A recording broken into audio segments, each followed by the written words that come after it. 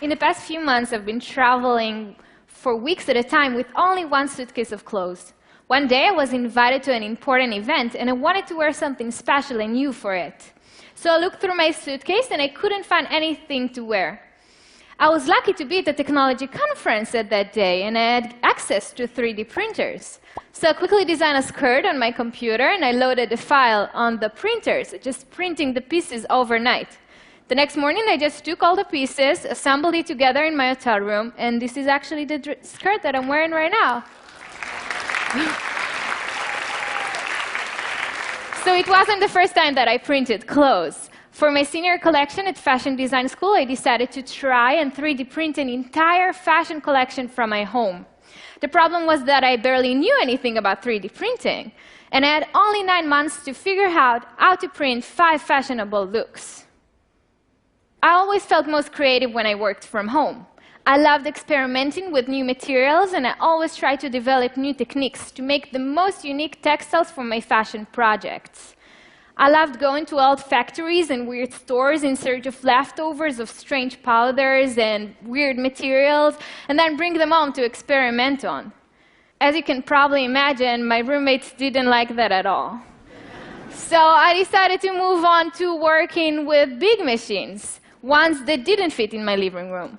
I love the exact and the custom work I can do with all kinds of fashion technologies, like knitting machines and laser cutting and silk printing.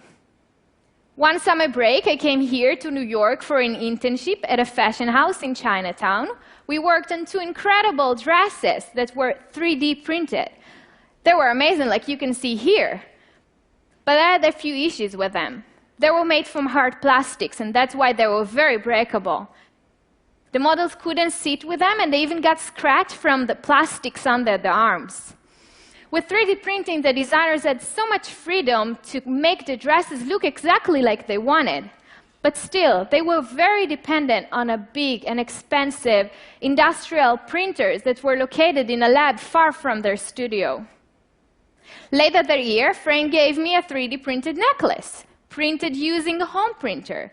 I knew that these printers are much more cheaper and much more accessible than the ones we use at my internship.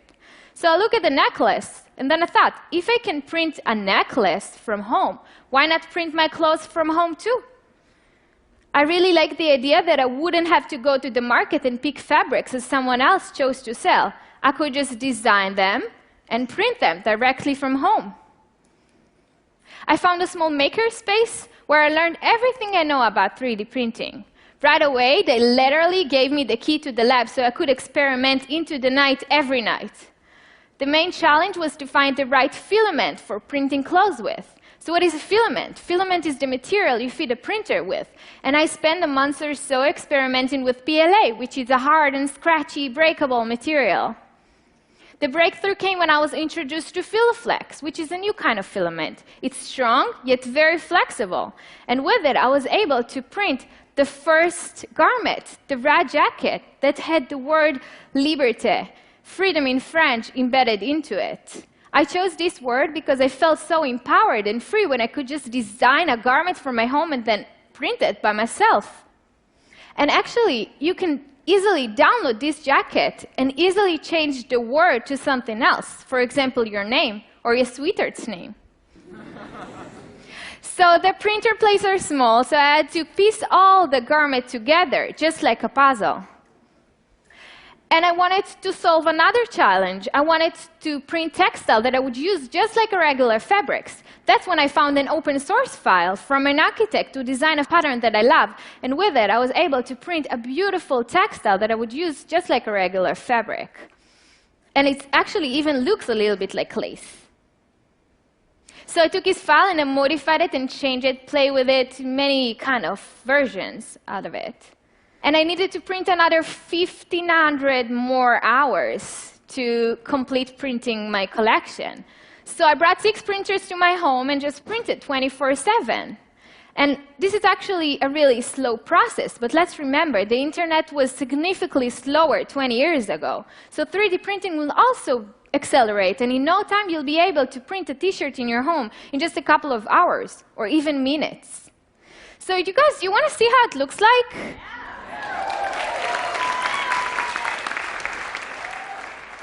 So Rebecca is wearing one of my 5 outfits. Almost everything here she is wearing, I printed from my home.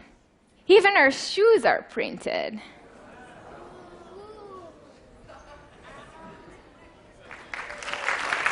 Thank you, Rebecca. Thank you, guys. So I think in the future, material will evolve, and they will look and feel like fabrics we know today, like cotton or silk. Imagine personalized clothes that fit exactly to your measurements. So music was once a very physical thing. You would have to go to the record shop and buy CDs. But now you could just download the music, digital music, directly to your phone. Fashion is also a very physical thing. And I wonder how our world will look like when our clothes will be digital, just like this skirt is. Thank you so much.